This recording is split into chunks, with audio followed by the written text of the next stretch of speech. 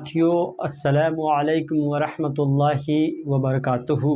मैं मोहम्मद अतीउल्लाह आप तमाम साथियों का खैर मक़दम करता हूँ, इस्तक़बाल करता हूँ, वेलकम करता हूँ, स्वागत करता हूँ आपके अपने ही पसंदीदा यूट्यूब चैनल परफेक्ट उर्दू पर। जैसा कि हमने पिछले वीडियो में आपको बताया था, वीडियो नंबर 1 में, और हमने आपको ये भी कहा था कि वीडियो नंबर 1, 2, 3 ऐसा करके सीरियल बाय सीरियल करके हम जो है एक दिन तो हम सब्जेक्टिव पढ़ाएंगे और दूसरे दिन मेरा मॉक टेस्ट लगेगा, MCQ लगेगा। उसी के तौर तरीके पर आज जो है जो मॉक टेस्ट लेके आए हैं, तो पहले जो है हम कुछ जान लेते हैं। पहले हम मॉक रिवीज़न के तौर पर कुछ जान लेते हैं। सबसे पहले मिर्ज़ा फ़रहतुल्लाह बेग नाम है। तो मिर्ज़ा फ़रहतुल्लाह बेग का जो ख़ानदान जो आया बदख्शा से आया, और अब रहा सवाल ये पैदा होता है कि बदख्शा कहाँ पड़ता है। तो ये बदख्शा जो पड़ता है अफ़गानिस्तान में पड़ता है। अब वहाँ से आए तो कहाँ आए, एक ये भी सवाल रहा है कहाँ आए। तो ये दिल्ली में आए। कहाँ आए? दिल्ली में आए। उनका जद्दे अमजद का जो नाम जो है मिर्ज़ा अफ़ज़ल बेग, उनके जद्दे अमजद का नाम है। ठीक है। उसके बाद से उनके दादा का जो नाम है, उनके दादा का नाम है मिर्ज़ा अब्दुल्लाह बेग, उनके दादा का नाम हुआ। अब रहा मिर्ज़ा फ़रहतुल्लाह बेग के वालिद का नाम। मिर्ज़ा फ़रहतुल्लाह बेग के वालिद का नाम हशमतुल्लाह बेग है। क्या नाम है? हशमतुल्लाह बेग है। दूसरी बात ये है कि उनकी पैदाइश के सिलसिले में दो बात है। पहली बात ये है कि तज़किरा नवीसों के मुताबिक उनकी पैदाइश जो है 1883 में है। क्या है? तो 1883 में है। ये तो तज़किरा नवीसों के मुताबिक है। और एक जो है पैदाइश जो है उनके मुताबिक, जो उनकी पैदाइश जो है 1885 है। अब रहा इनकी जो जाए पैदाइश जो है महल्ला चौड़ी वालान दिल्ली है। महल्ला चौड़ी वालान क्या है? दिल्ली है। इसी तरह से उनके माँ का जो नाम है मुशर्रत जहाँ है। उनके माँ का जो नाम क्या है? मुशर्रत जहाँ है। और जब ये पैदा हुए थे, जन्म लिए थे, तो 10 रोज़ के बाद, सिर्फ 10 रोज़ के थे मिर्ज़ा फ़रहतुल्लाह बेग, तब ये इनके सर से माँ का सर, इनके सर से क्या हो गया? माँ का इनका इंतकाल हो गया। इनके माँ का इंतकाल हो गया। अब रहा कि इनका परवरिश कौन किया, पाला कौन? तो इनकी एक फूफी थी, ला वलद थी, उनका कोई बच्चा उच्चा नहीं था। तो उस फूफी का नाम क्या है? हुस्न जहाँ बेगम नाम है। क्या नाम है? हुस्न जहाँ बेगम इनके फूफी का नाम है। वही फूफी इनको पाली। किनको पाली? मिर्ज़ा फ़रहतुल्लाह बेग को पाली। अब रहा मिर्ज़ा फ़रहतुल्लाह बेग को इनकी फूफी पाली। अब इनको जो है खतना जो कराया और इनका जो बिस्मिल्लाह कराया, वो थे सैयद वलीउल्लाह थे।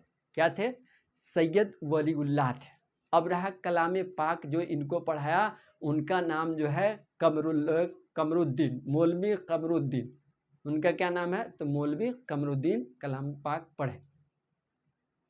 इसी तरह से हमने जो है कुछ चीज़ों का रिवीजन किया है। अब हम एक एक करके मॉक टेस्ट यहाँ लगा रहे हैं। इसमें जहाँ जहाँ बात आएगी जो हमने नहीं लिखा है, उसको भी हम क्या करेंगे? बता देंगे। यहाँ से फिर हम चलते हैं। पहला नंबर यहाँ पर हमने ऑब्जेक्टिव लेके आया है, मिर्ज़ा फ़रहतुल्लाह बेग के जद्दे अमजद कौन थे। ये हम क्या पढ़ रहे हैं? मिर्ज़ा फ़रहतुल्लाह बेग के जद्दे अमजद कौन थे? पहला number Mirza Afzal Beg, Mirza Inayatullah Beg, Mirza Hashmatullah Beg. D number में हमारा क्या है? इनमें से कोई नहीं। पता हमारा जवाब क्या होगा? तो हमारा जवाब ये होगा मिर्ज़ा फ़रहतुल्लाह बेग, मिर्ज़ा अफ़ज़ल बेग इनके क्या नाम है? जद्दे अमजद का नाम है। दूसरा क्वेश्चन ये रहा, क्वेश्चन नंबर 2, मिर्ज़ा फ़रहतुल्लाह बेग के जद्दे अमजद किस बादशाह के ज़माने में हिंदुस्तान है, किस बादशाह के ज़माने में हिंदुस्तान है। तो पहला नंबर में हमने ए नंबर में लिखा है औरंगजेब लिखा है, 2 बी नंबर में शाहजहां लिखा है और 3 नंबर में हमारा जो है शाहजहां सानी के ज़माने में क्या हुए, तो ये हिंदुस्तान आए। और हिंदुस्तान में कहाँ, दिल्ली में आए। ये बहादुर शाह जफर हमने लिखा है, लेकिन हमारा सही जवाब ये होगा। इसी तरह से मिर्ज़ा फरहतुल्लाह बैग के दादा कौन थे, तो मिर्ज़ा फरहतुल्लाह बैग के दादा अनायतुल्लाह बैग, ये 1 नंबर में है। मिर्ज़ा अब्दुल्लाह बैग, ये इनके दादा के नाम है। क्या नाम है, तो मिर्ज़ा फरहतुल्लाह, मिर्ज़ा अब्दुल्लाह बैग इनके दादा का नाम है। मिर्ज़ा रफ़अतुल्लाह बैग जो है ये लिखा है मिर्ज़ा नसरुल्लाह। तो हमारा सही जवाब क्या होगा, ये वाला हमारा जवाब होगा। पहला नंबर में तो हम इनके जो जद्दे अमजद जो है मिर्ज़ा अफजल बैग हो गया। दूसरा ये किस बादशाह के ज़माने में आए, तो शाह आलम सानी के ज़माने में आ गए। मिर्ज़ा फरहतुल्लाह बैग के दादा का नाम जो है मिर्ज़ा अब्दुल्लाह बैग, इनके दादा का नाम हुआ। अब रहा कि किस इनकलाब में ये ख़ानदान भी मुतासिर हुआ, तो ये 1857 में जो क्या हुआ, ये भी क्या ख़ानदान मुतासिर हुआ। इसी तरह से 1857 के बाद 1858 भी लिखा है, 59 भी लिखा है, 60 भी लिखा है, लेकिन हमारा जो पहला ऑप्शन मतलब सही हो जाएगा। इसी तरह से यहाँ हमने जो है दिल्ली से हिजरत करके ये ख़ानदान कहाँ चला गया, तो पहला नंबर में हमारा सहारनपुर है, दूसरा लखनऊ है, तीसरा हैदराबाद है, चौथा जो हमारा बनारस है। लेकिन हमारा जो सही जवाब होगा वो हैदराबाद है। ये जो ख़ानदान जो है मुतासिर होकर कहाँ चला गया, तो ये ख़ानदान जो है हैदराबाद जो है चला गया। इसी तरह से है तज़किरा नवीसों के मुताबिक मिर्ज़ा फरहतुल्लाह बैग की पैदाइश कब हुई, तो ये मिर्ज़ा फरहतुल्लाह बैग की पैदाइश जो है 1873 है, 1883 है, 1884 है, 1887 है, 1855 है। तो हमारा जवाब ये क्या होगा, 1883 हमारा जवाब होगा, जो ये हमारा सही है। अब रहा कि मिर्ज़ा फरहतुल्लाह बैग की पैदाइश कहाँ हुई, तो सबसे पहले दिल्ली है, हैदराबाद है, पाकिस्तान है, लखनऊ है। हमारा सही जवाब जो क्या होगा, ये दिल्ली होगा। इसी तरह से उनके बयान के मुताबिक उनकी पैदाइश कब हुई थी, पहला हमने बताया था तज़किरा नवीसों के मुताबिक जो उनकी जो है 1883 है। लेकिन जो है उनके बयान के मुताबिक उनकी पैदाइश कब हुई थी, तो उनकी पैदाइश अगस्त 1885 है, जनवरी 1885 है, फरवरी 1885 है, और इनमें से कोई नहीं। तो पहला हमारा जवाब क्या होगा, अगस्त 1885, ये हमारा क्या है, सही जवाब है। इसी तरह से मिर्ज़ा फरहतुल्लाह बैग के वालिद का नाम क्या है, तो मिर्ज़ा फरहतुल्लाह बैग के वालिद का नाम जो पहला नंबर हमने दिया मिर्ज़ा अज़मतुल्लाह बैग भी है, मिर्ज़ा अनायतुल्लाह बैग भी है, मिर्ज़ा हशमतुल्लाह बैग भी है, और चौथा नंबर में हमारा यही है कि इनमें से कोई नहीं।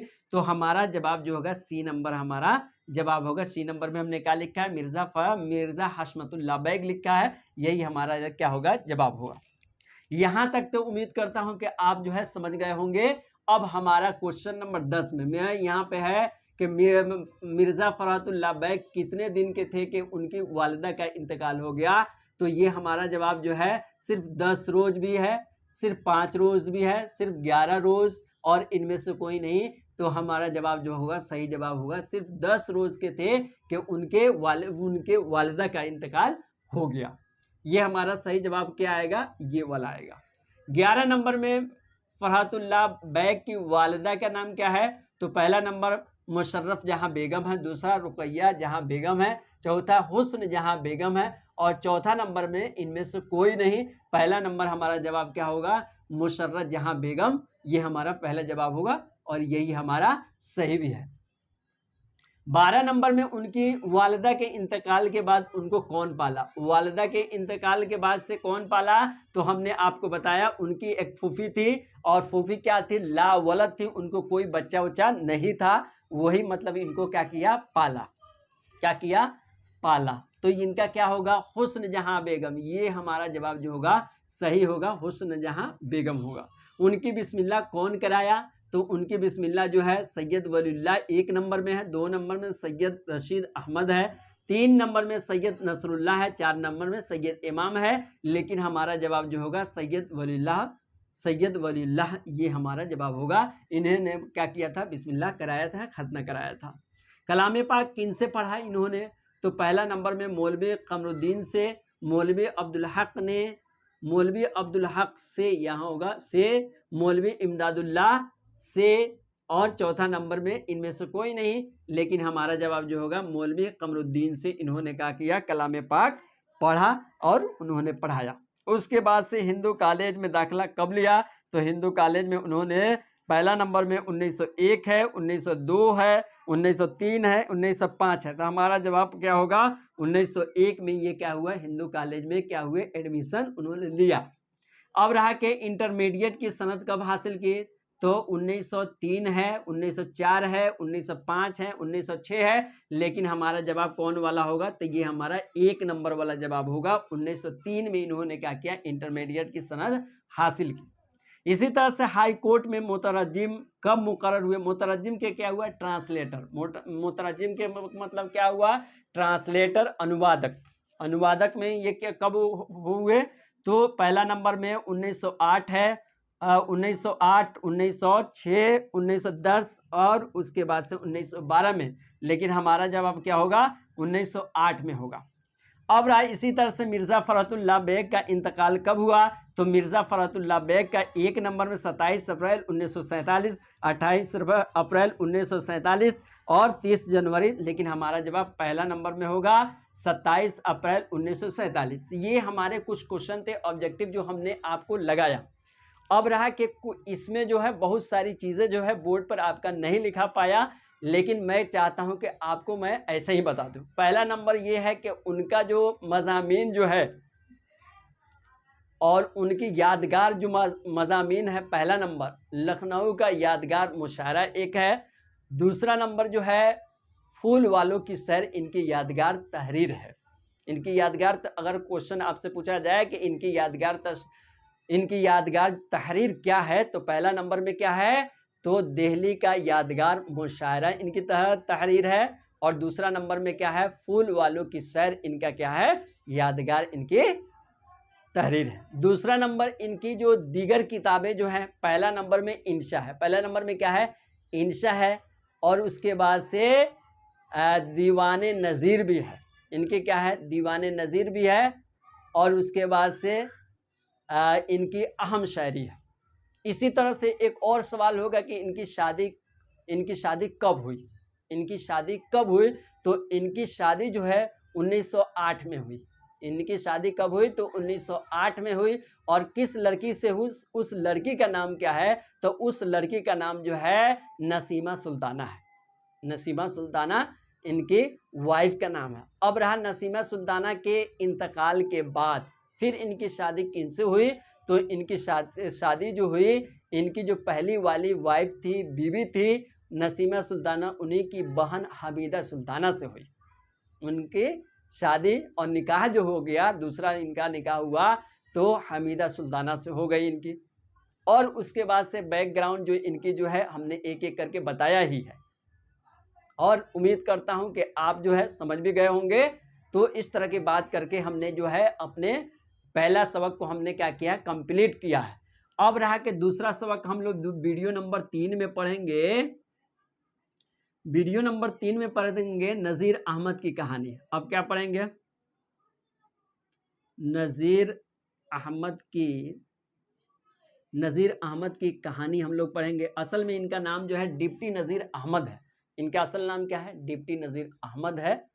तो इनके वीडियो नंबर 3 में इस तरह हम क्या करेंगे, सब्जेक्टिव ले आएंगे। अब सब्जेक्टिव जब हम पूरा कर लेंगे तब फिर हम इसी तरह से मॉक टेस्ट लगाएंगे। अगर हमारा बोर्ड पे पूरा नहीं हो पाता है तो हम क्या करेंगे, ऐसा भी आपको रिवीजन करा देंगे। ऐसा भी रिवीजन कराने के बाद से एक एक बात आपको क्या करेंगे, बता देंगे। आपको जो भी इस बोर्ड से छूटेगा उसके बाद से हम बता देंगे, और आप जो है एक एक करके 2 बार 3 बार वीडियो देख करके एक एक करके आप नोट भी कर सकते हैं, और नोट करके आगे बढ़ भी सकते हैं। फिर अब मिलते हैं अपने अगले क्लास में, मिलते हैं नेक्स्ट क्लास में मिलते हैं। That's all.